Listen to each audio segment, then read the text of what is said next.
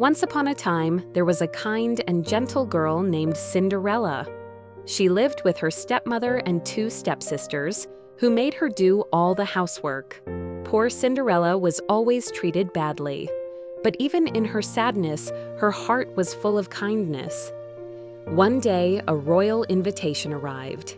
The king had invited everyone to a grand ball at the palace. The stepsisters became very happy and started preparing with excitement.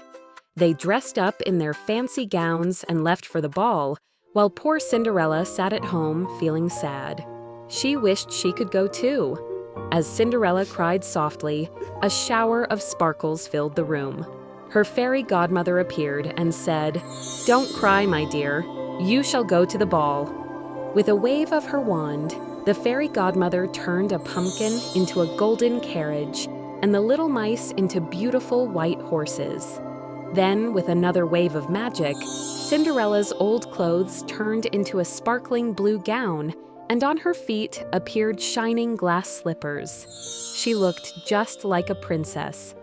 Before Cinderella left, the fairy godmother gently warned her, "Remember, my child, this magic will only last until midnight.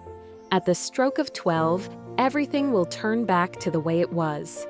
Cinderella promised to be careful and happily rode in her golden carriage to the palace. When she entered the ballroom, everyone turned to look at her beauty. The prince was amazed. He gently walked to Cinderella and asked, "May I have this dance?"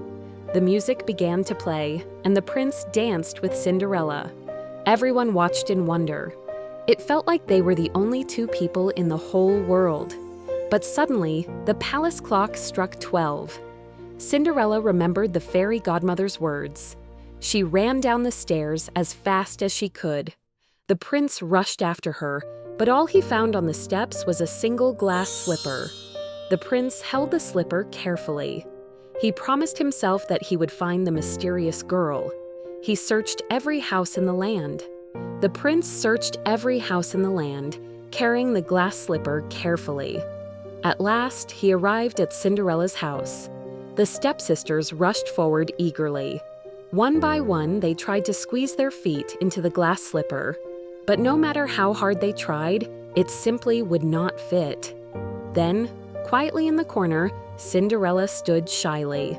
The prince noticed her and said gently, "Please, will you try it on?" The stepsisters laughed, but when Cinderella sat down and slipped her foot inside, the glass slipper fit perfectly, just like magic. The stepsisters' faces turned red with shock and jealousy, while the prince's face lit up with joy. He had finally found his true princess. The prince smiled with joy.